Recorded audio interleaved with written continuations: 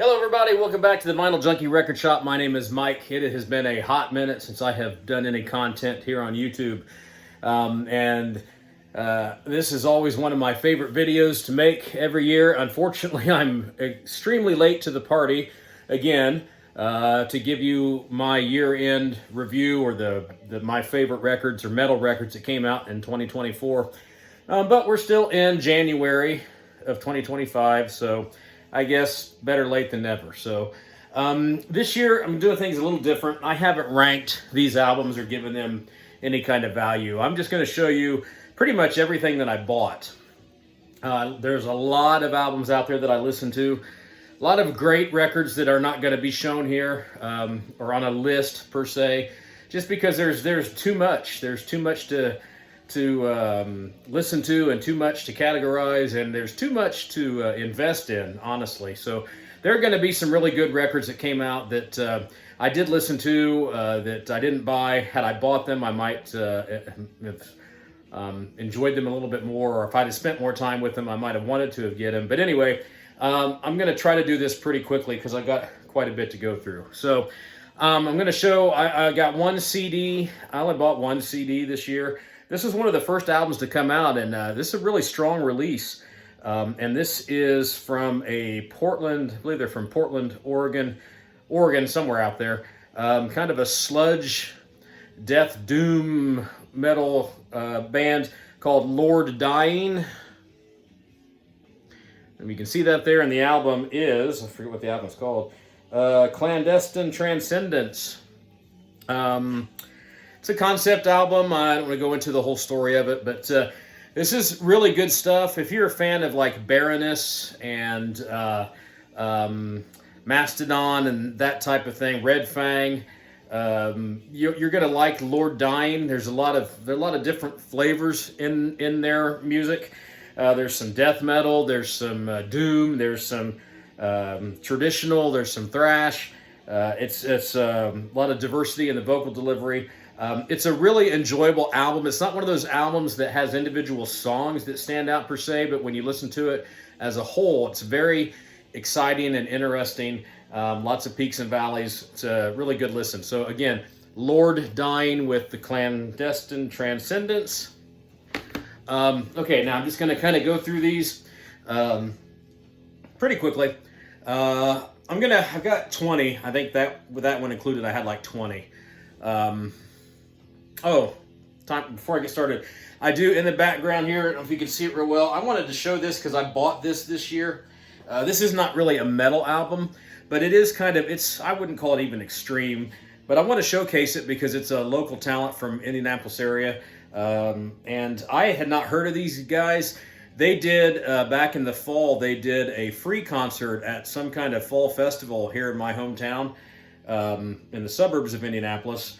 And they were going to do a free show, and I started listening to some of their stuff, and I really, really liked it, so I bought this album at their merch stand that evening.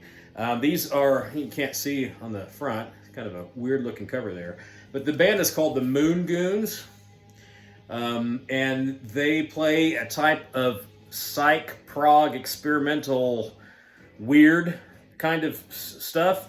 I think that if you like Primus, you would like this. I kind of jokingly refer to this as maybe a mishmash of Primus and Rush and Jefferson Airplane, or just any kind of old psyche stuff. But really, really good stuff. I like this a lot. They're called the Moon Goons from Romanus Records is the label. If you're into different stuff, weird stuff, check this out. I like it a lot. Okay. So I'm going to show the most recent album that I received this year. I didn't knew a whole lot about this band. I learned about them from watching some other videos, and this is really good stuff. It's I don't know about metal, but it's definitely hard rock. But there is a strong metal connection. The band is called Amplifier. The album is called Hall of Flame. And it is a side project. It's available from Rat Pack Records. It's Kurt Vanderhoof of Metal Church. And this is a vehicle for him to play more traditional blues-based 80s kind of hard rock. A lot of AC/DC influence is primarily what I hear mostly when I listen to this, but it's that kind of stuff. But it's Kurt Vanderhoof, who is a great songwriter, and he shows a different side of what he does in Metal Church on this album. So good 80s kind of blues-based hard rock amplifier with Hall of Flame. I picked this one up because it was a great deal at the end of the year, and this is I'm not. Oddly enough, and we'll touch on this a little bit later, I'm not the biggest black metal fan, but I do like a lot of black metal bands that experiment with their sound and do things a little bit differently. And one of the longtime favorites of mine has been this band, Borknagar, and this is their latest album, Fall, on Century Media. Again, one of those types, this type of music doesn't lend itself to individual songs standing out per se, in my opinion. You take it kind of as a whole. And it's a very interesting listen. A lot of really great vocal performances on this album. A lot of clean vocals and kind of the harsher vocals. But Borknagar has been doing this for years and years and years, and just about everything they do is pretty epic, and this is nothing short of that. So Borknagar, Fall. Oh, I meant to say, I'm just going to show these. I got about 20 of them, and when I get back down to like the final 10, again, they're not going to be ranked 10 through 1, but the final 10 are going to be kind of like my highlights of the year. This one I had a lot of anticipation for. Maybe this is kind of, I don't know, trendy death metal. Death metal tends to be kind of trendy these days, and a lot of people were looking forward to this one. This was from Gatecreeper, Dark Superstition.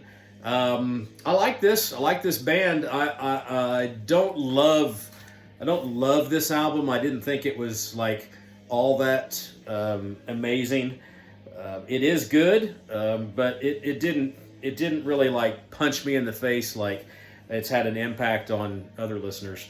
I do like Gatecreeper. Their sound is kind of more probably rooted in the traditional Swedish style of death metal, but there is kind of a modern flair that they bring to the table. But they're very popular these days among the death metal crowd, and I do like the album a lot. It's another death metal band. This band was a surprise to me a couple of years ago when I first heard about them. I went to go see them and I met them, and I really liked this band a lot. This is Maul, in the Jaws of Bereavement. Band from Fargo, North Dakota, Fargo, one of the Dakotas, Fargo. Traditional death metal, but this album has a really strong injection of a hardcore kind of sound. Not necessarily punk, but like hardcore metal kind of sound, which I didn't quite expect from them after their first release, but it works really well.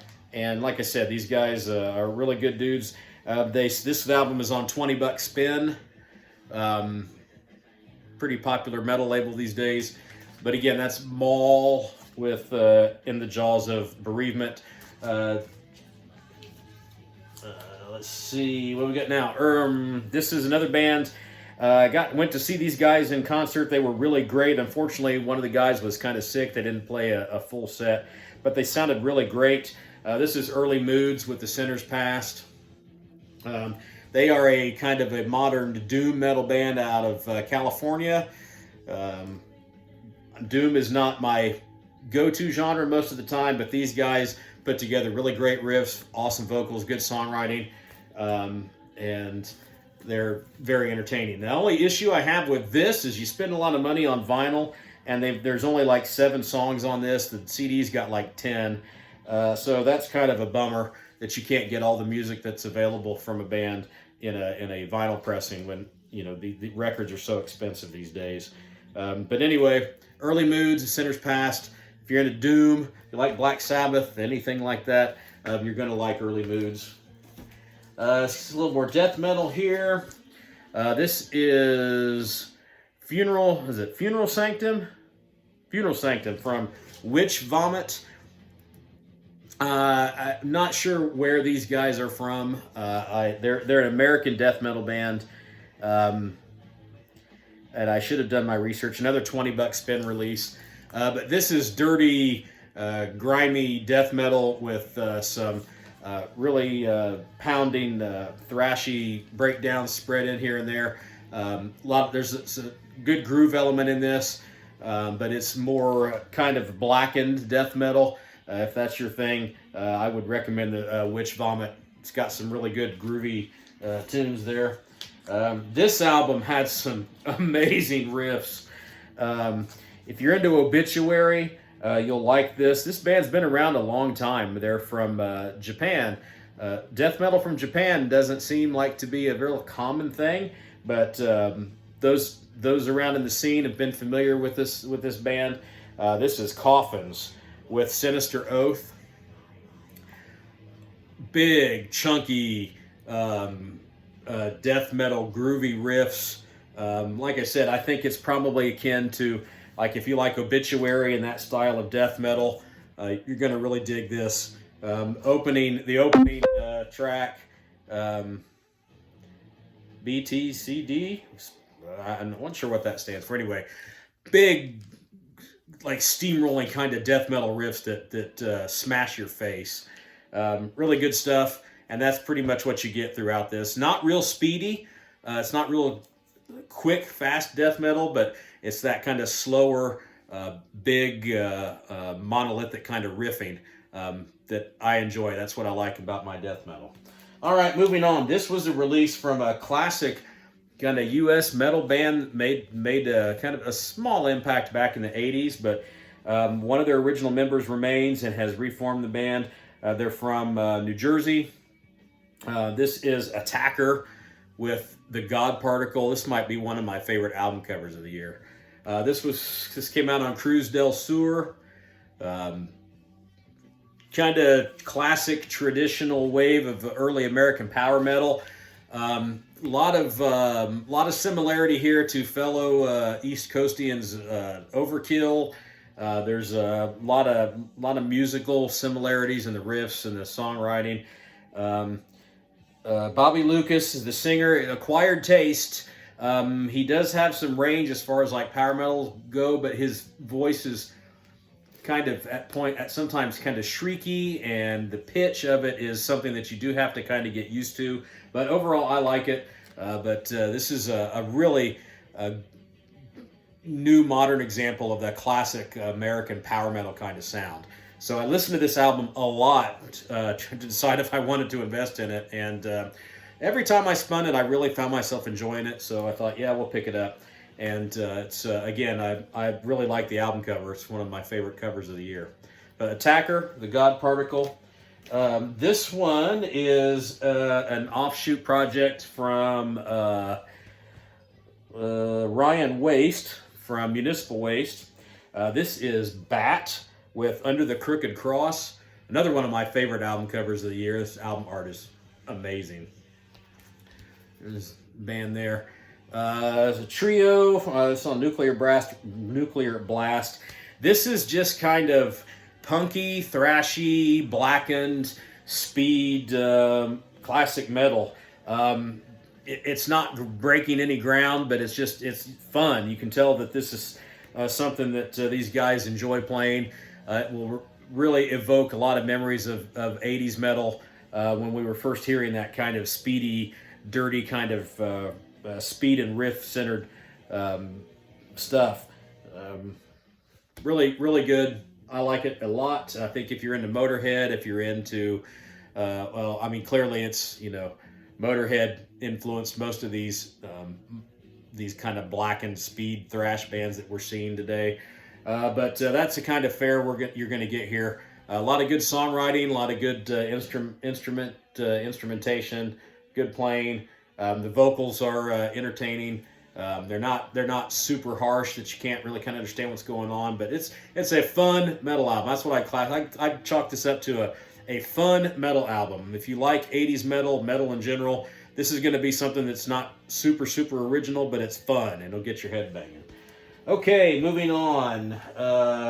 We might be in the top 10 now. maybe. But anyway, one of my favorite thrash releases of the year. This was from kind of I would maybe even say third tier band from back in the 80s, but they had a couple of albums that were really kind of classic for big thrash fans. This is Atrophy. The album is Asylum, released on, looks like Massacre Records.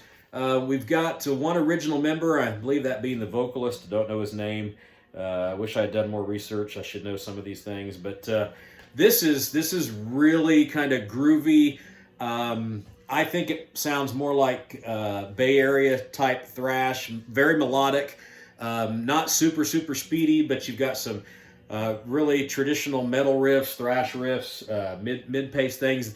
When they do speed up, it's not hyper speed, but there is that kind of quick pace thrash. But it's definitely rooted in the old school 80s thrash sound. But great production, great songwriting, very good album, Atrophy with Asylum. Okay, another black metal album. This one came out fairly early, and this is from a band close to my geographical area. They're from Louisville, Kentucky. This is The Way of the Ancients by a band called Volcandra. I like this album art too. This is on Prosthetic Records, and these guys play, I'd probably classify them not necessarily as black metal, but more of a blackened thrash kind of speed kind of thing. But this is a really good album. Title track, The Way of the Ancients, is an epic song. It's got a lot of depth to it that shows that this band has a more expansive sound than just bargain basement kind of black metal. There's a lot going on here. There's speed, there's thrash, there's traditional metal, and that's what I like in my black metal. I like to have a lot of different varieties of different sounds. I don't like just straight on pounding, gargle voiced black metal. So Volcandra, Way of the Ancients, really good stuff. Okay, a great power metal album, great power metal band. They've been around forever. Unfortunately, none of the original members are still with us, but we have this version of the band, which is called Riot 5 or Riot V, however you want to say it. This album is Mean Streets from Atomic Fire Records. Features Todd Michael Hall. I'm gonna get this out. Yeah, Todd Michael Hall on lead vocals, and Donnie Van Stavern. Stavern. I haven't pronounced it properly. I think it's Donnie Van Stavern. Anyway, he has been in this band since Mark Reale went in the direction of power metal and released the epic classic Thundersteel. So he is kind of his inclusion in this and continuation with this, I think, really legitimizes this band as what they are today. Really great songwriting, great performances, great vocals. It's classic American power metal. Highly recommended. Riot V or Riot 5. Let's see. Moving on to some death metal. This was the album of the year on a lot of platforms, and rightfully so. This is just a really great album. This is Blood Incantation with Absolute Elsewhere. If you didn't know who the band was, you wouldn't recognize their logo. Great album art on this one too. Century Media release, the back of it.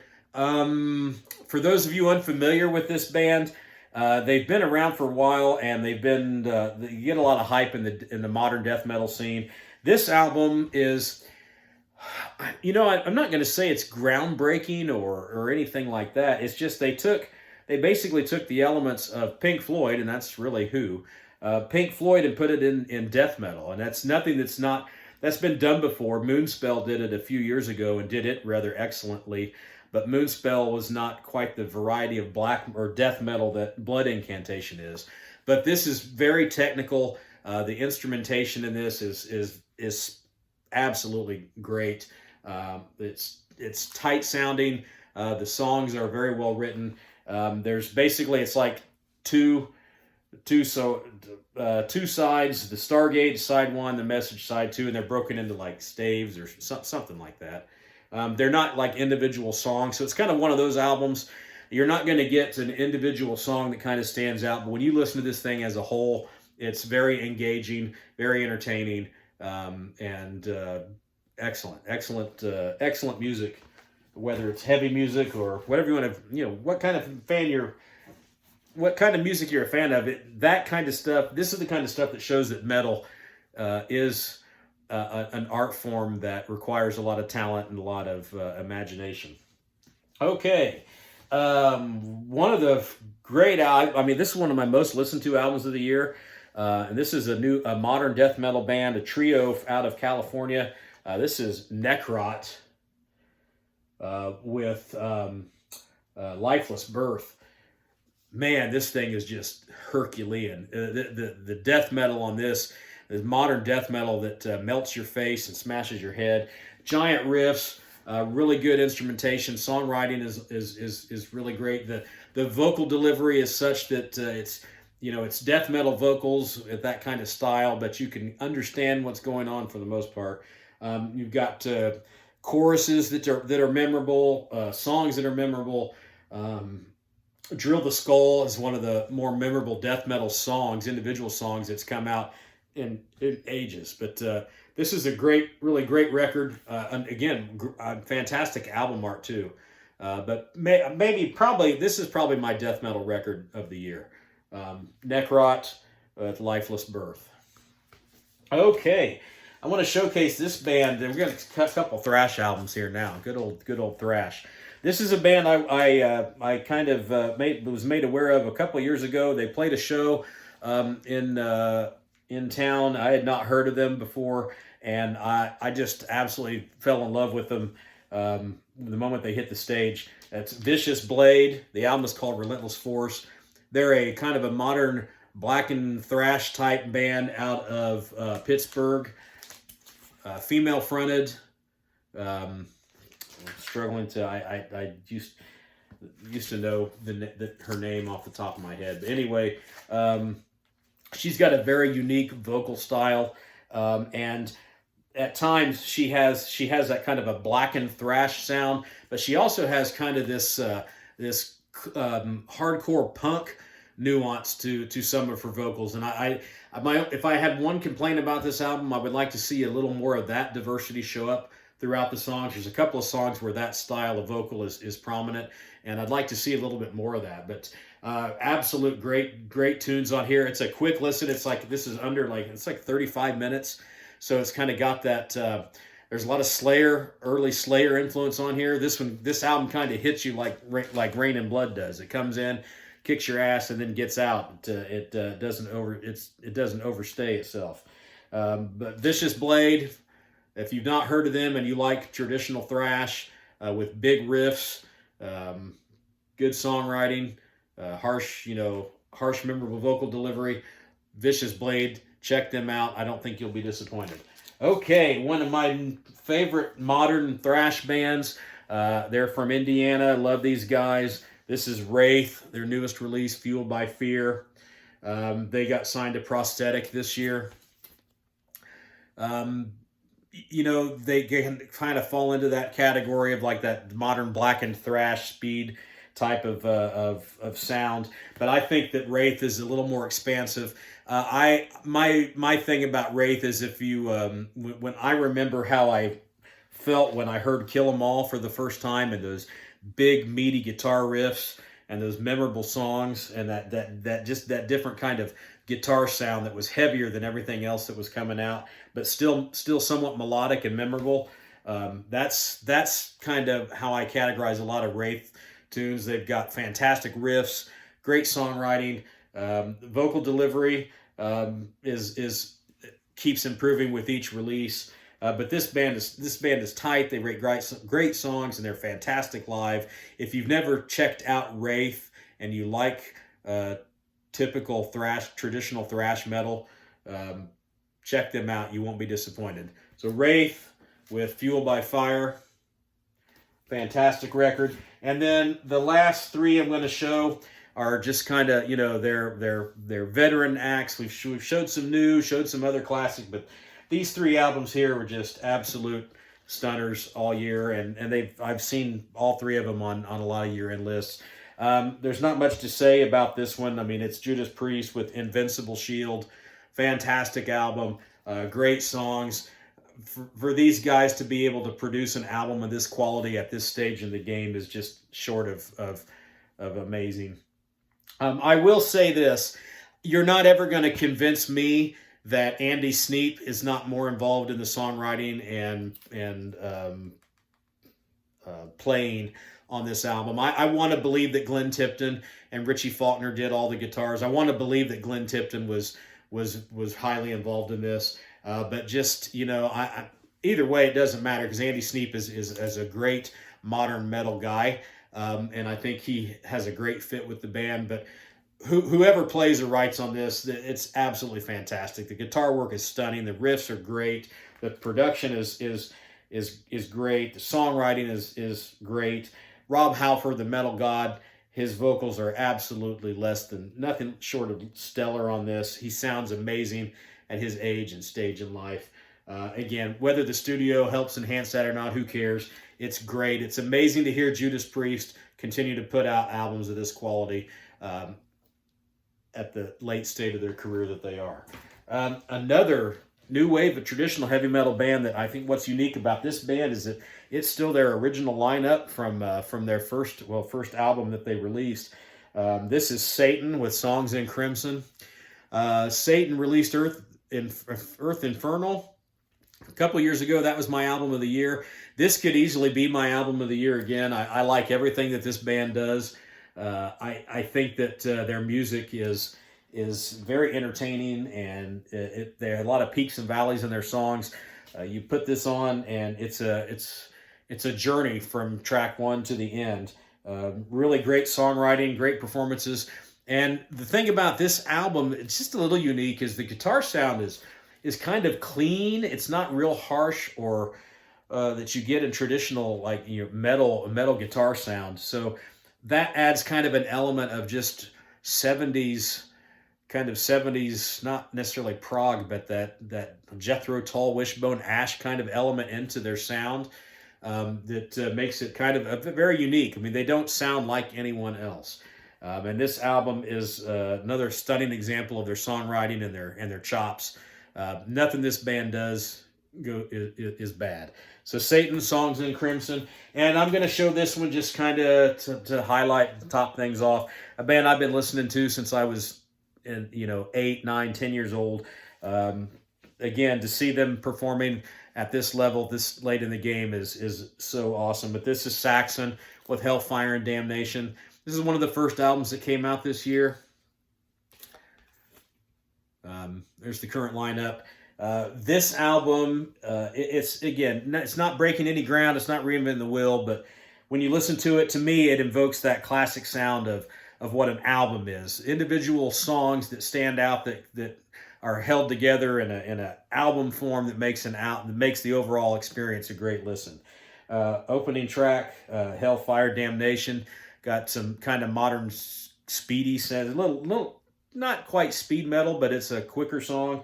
Madame Guillotine, great riffs, great chorus, great vocals. Fire and Steel, my favorite song, Something in Roswell. That song is so awesome. Then you've got Pirates of the Airwaves, which is kind of like kind of an anthem to the old days where you didn't have music on the internet all the time, and you had to listen to pirate radio to hear new bands and new material. 1066, great epic song. Witches of Salem, and it ends with Supercharger, which is a more of that kind of approaching speed metal kind of thing. The addition of Brian Tatler on guitar here is just phenomenal. So Biff sounds amazing. He doesn't have quite that youthful enthusiasm that he did back in the 80s, but I remember thinking to myself, this is maybe a sentimental pick for one of my favorite albums of the year, but I remember going to see these guys live this year and thinking, here I am at 54. I remember listening to Saxon when I was 10, 11 years old, and listening to Dallas 1 p.m. being one of my favorite songs when that first came out, and being experiencing that for the first time. And I thought to myself how odd it is to here I was listening to that as a 10-year-old, 11-year-old kid, and not having any clue or idea that 45 years later, as a 54-year-old man, I would be in the front row of a concert, of a Saxon concert, banging my head like a madman to that song, and to everything this band has done. Saxon, everybody knows who they are. If you're a young metalhead and you don't know a lot of these older groups, and you're unfamiliar with Saxon, but you got to check them out. They can do no wrong either. A misstep here or there over their career, but everything in their discography is worthwhile. And this is a great testament to their legacy and their overall legendary status as a fantastic metal band. So that's what I got to show. Oddly enough, I do have one album that has not arrived yet, and I'm going to do a video when it gets here. I wouldn't classify it as my favorite album of the year, but it was probably my most listened to album of the year. And I finally, toward late in the year, I decided I wanted to go ahead and get it an album. It's on a UK label, and it was going to be very expensive to get the vinyl format of it with shipping and everything. I decided to go ahead and pull the trigger and get it because I like the album so much. I'm not going to say it was my favorite album of the year, but it probably was my most listened to album of the year on Apple and streaming. I listen to most of my music I listen to on Apple when I'm back and forth in the car. As far as that goes, I listened to this album so many times, and I really do like it, and decided I needed to get it. So when that comes in, I'll have that to show you guys. I went overtime here. Hopefully I've still got some of you that are still tagging along with me. Follow along for that video when it gets released here in a couple weeks when that album comes out. And it's good to be back. Hope you enjoyed this. Let me know in the comments what some of your favorite albums of the year were, what you think of my choices, and I'll catch you in the next time.